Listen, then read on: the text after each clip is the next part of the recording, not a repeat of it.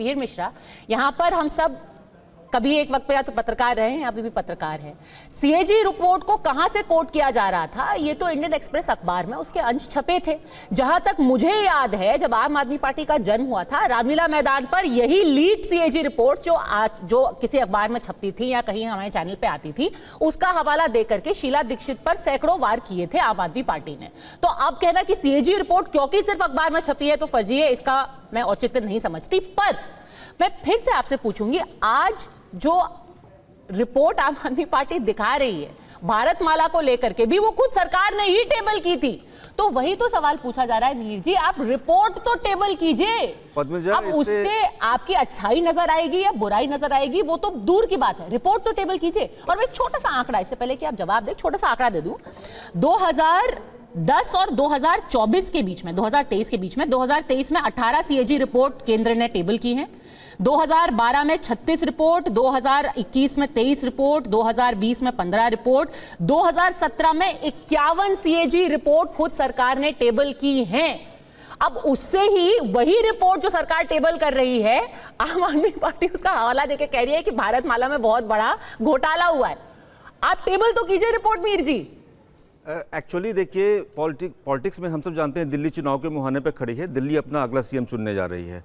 Politics में पूरा खेल नैरेटिव का होता है और सवाल ये उठता है कि जिस सीएजी रिपोर्ट की बात अब कही जा रही है, अचानक उसकी इंटेंट देखिए और टाइमिंग देखिए, तो ये एक शक पैदा करता है। पंजा एन चुनाव के वक्त ये सीएजी रिपोर्ट अचानक से प्रकट होती है अलादीन के जिन्न के चिराग से, और उसको लेकर एक राजनीतिक तूफान खड़ा किया जाता है। सीएजी रिपोर्ट तो अक्टूबर में ही आ गई थी। नहीं, अक्टूबर में तो आ गई थी, लेकिन टाइमिंग की बात मैं कर रहा हूं। चुनाव का प्रक्रिया कब से शुरू हुई है? चुनाव की प्रक्रिया तो अभी शुरू हुई है, ऑफ कोर्स। तो लेकिन अचानक से तो आम आदमी पार्टी ने लगातार सवाल किया इस बात को, ये उसका जवाब अभी तक नहीं आया कि भाई आप जिस सीएजी रिपोर्ट की बात कर रहे हो, रिपोर्ट पहले दिखाइए तो सही, उसके आंकड़े तो सबके जनता के सामने आप उसको पेश कर देते, आंकड़े सामने आ जाते।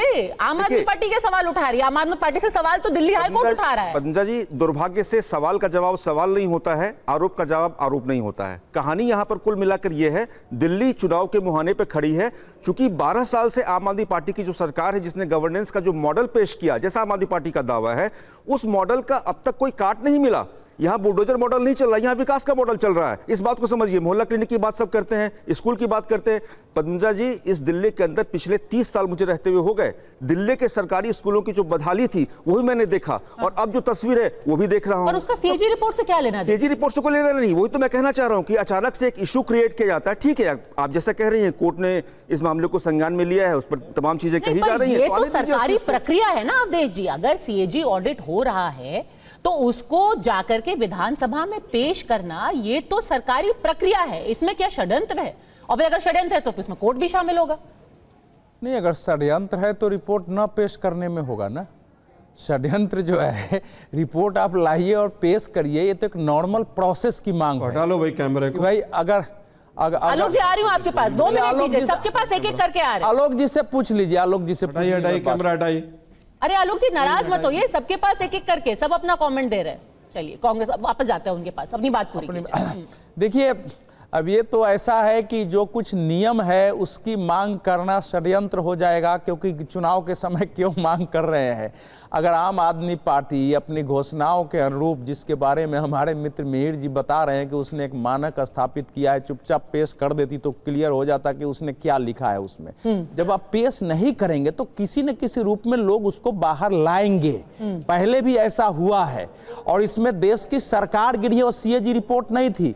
आप पुराने पत्रकार है, जब इंदिरा गांधी की हत्या के, राजीव गांधी जी की हत्या की एक रिपोर्ट थी, उस कमीशन की रिपोर्ट आई भी नहीं थी, सामने एक मैगजीन में छप गई, और कांग्रेस पार्टी ने यूनाइटेड फ्रंट सरकार से समर्थन वापस ले लिया क्योंकि उसमें डीएमके थी। ऐसे मैं 50 उदाहरण दे सकता हूं इस देश में। और पॉलिटिक्स में विपक्ष पार्टी का काम है कि अगर कोई रिपोर्ट आई है, उसमें क्या अंश है, हम सब पत्रकार रहे हैं, उसका पता लगाने की कोशिश करते हैं, उसको निकालते हैं। चाहे जब रिपोर्ट आएगी तो वो तो एलजी के पास भी गई है, तो बिल्कुल सामने आना चाहिए। बात यहाँ सच झूठ को लेकर नहीं अवधेश जी, सवाल यहाँ सिर्फ इस बात को लेकर, इंटेंट और टाइमिंग को लेकर सवाल। आप सोचिए ना, ऐसे में एक अलादीन के चिराग से आप एक रिपोर्ट लाते हैं, उस सो कॉल्ड रिपोर्ट के आधार पर तमाम तरह की क्वेश्चनिंग हो रही है, तो पब्लिक को सच तो बताइए, कोई तो बताए। चलिए, इधर वाला गलत है, उधर वाला ही सही है, वो दिखा दे सच। पब्लिक के पास भी सच आएगा। अगर हाई कोर्ट के पास ये पावर है, हाई कोर्ट कह सकती है कि भाई ठीक है आपने वहां नहीं दिया, जरा लाइए मैं भी एक रिपोर्ट देख लूं। हालांकि उसमें तो केवल इतना ही ले जाया गया था कि रिपोर्ट क्यों नहीं ले जा रही। 14 रिपोर्ट, मैं समझता हूं कि भारत के किसी राज्य सरकार ने जो कभी एक इतिहास बता दीजिए कि 14 रिपोर्ट उसने प्रस्तुत ही नहीं किया हो। बाकी तो छोड़ दीजिए, अगर प्रस्तुत करते तब उसकी पीएससी जांच करते कि कहां क्या कार्रवाई, उसके बाद वो प्रोसेस आगे बढ़ता। मुझे ये ऐसा लग रहा है कि इस समय आम आदमी पार्टी जो कुछ उसने पहले कहा है वो सारे सवाल जो उठ रहे हैं, और अरविंद केजरीवाल की इस समय की पॉलिटिक्स जो है, इससे ये लग रहा है कि अब उनके पास नए आइडियाज नहीं आ रहे हैं। जो पुराने लीक पर वो राजनीति करते थे कि हर सच को झूठ बनाओ या लोगों पर आरोप लगाओ, उसी लीक पर वो आगे बढ़ रहे हैं, और उससे एक असामान्य असहज स्थिति आम आदमी पार्टी में भी है, जनता भी उसको महसूस